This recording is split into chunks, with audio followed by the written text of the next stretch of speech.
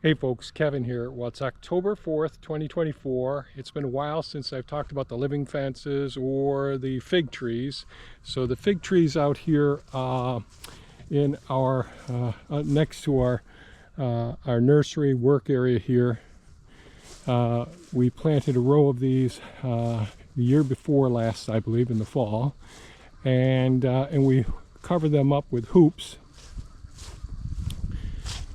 So we cover them up with leaves, and we cover them with plastic during the winter months. And we try to go ahead and start pruning them pretty early. A lot of them died right back to the ground because of the mice got to them and did quite a bit of damage to them. But they've all regrown beautifully, and pretty happy with them. I haven't gotten to pruning them. Now I pruned them back in July, so we are getting the fig development on them. As you can see, our ones in our nursery, they've been loaded with figs over the last month or so. So one thing, although this is wonderful, it would be ideal if we let these be larger plants, overwinter them, and they'd be producing tons of fruit. I mean, 1/4 of this row would produce way more than what we need here in a very cold, temperate climate. So just wanted to show you the figs, how well they've been doing here. These were all right back to the ground. The mice and the voles had gotten into the leaf pile that was underneath the hoops there, and that created quite a bit of problem. On the other side of here, there are the curly willows that we planted over there, and then there are the trees. So this is a honey locust here, a black locust there, a curly willow there, a maple underneath this bindweed here. So the bindweed has gotten into some of the areas here, but the figs really do exceptionally well. Even in this, this was all wood chips in here is what it was initially, to build up this part of the property. But another honey locust here, an oak over here. There's a white oak right here, and lots and lots of figs. So we really love. We're having some figs in our smoothies this morning. Really, really delicious. We have brown turkey and Chicago Hardy, and we sell those. We don't have the ability to sell them, by mail order. So here's the row of comfrey here. This is Bach 14 comfrey. And then on the other side of this, and I didn't get a chance to do more of the curly willows, plant them down here, but you can see the curly willows. They are doing just fantastic, and those are the ones that will end up going down by the down by the new pond as well. Curly willows, the beaver love them and all.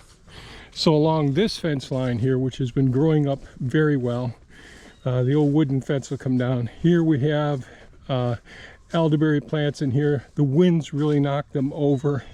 Had some real high windstorms. Curly willow here. We do have these are all of the elderberry plants right in here. Curly willows, the big ones in the back there, you can sort of see the tops of them here. These are all elderberries in here. Here's one of the high bush cranberry bushes right here. Now I showed a video previously with all of the white flowers on them. Here it's a little bit shaded with the bald cypress tree here.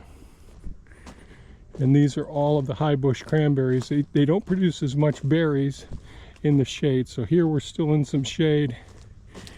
Then we get out here, and all the birds love them. So they've been eating up all the berries like crazy here.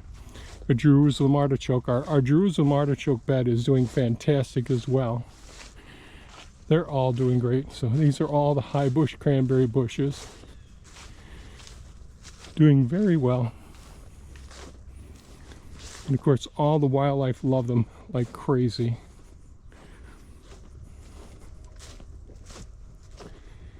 Really nice. And of course, the winds come out of our west right over there.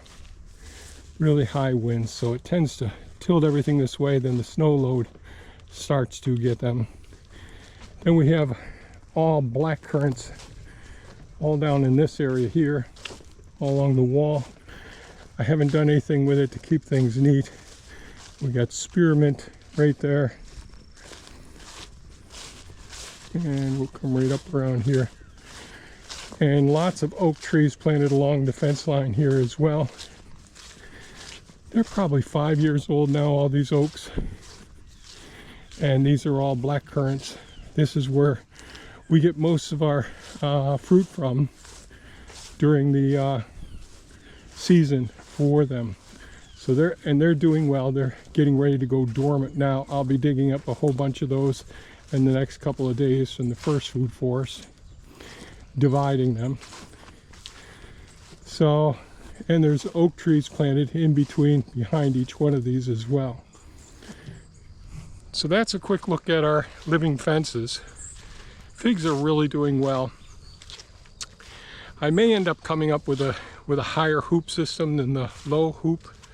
We'll have to see. It's something Thea and I'll have to discuss and all, because we really love the figs. And as you know, they're very tough in a cold temperate climate like this. Everything above the ground in zone 5A where we live dies off. The roots stay intact in the soil, and they come back pretty vigorously. But if you want to have them as a potted plant around here, you just bring them into your garage or your basement. That works out well. Or you wrap them in burlap, or do something like what we're doing out there.